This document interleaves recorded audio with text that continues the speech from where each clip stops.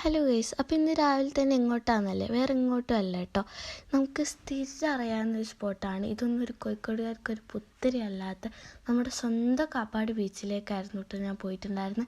ഈ റീവിലേപ്പാളമൊക്കെ കണ്ടിരുന്ന് തന്നെ മനസ്സിലായിട്ടുണ്ടാവില്ലേ.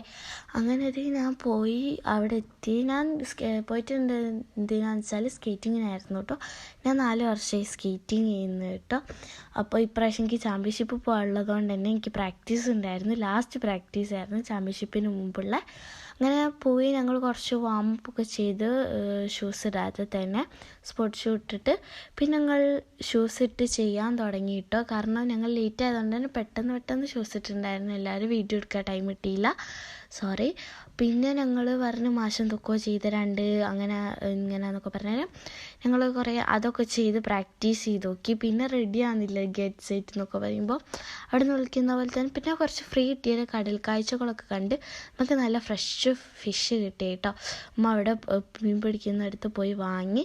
അങ്ങനെ ഞങ്ങൾ 8:00 ആയാലും തിരിച്ചു പോന്നു കേട്ടോ. അങ്ങനെ ഫ്രണ്ടിനാക്കി കൊടുത്ത് ഞാൻ നേരെ വീട്ടിലേക്ക് വിട്ടു കേട്ടോ. അപ്പോൾ വീഡിയോ ഇഷ്ടപ്പെട്ടാൽ ലൈക്ക് ചെയ്യുക, സബ്സ്ക്രൈബ്.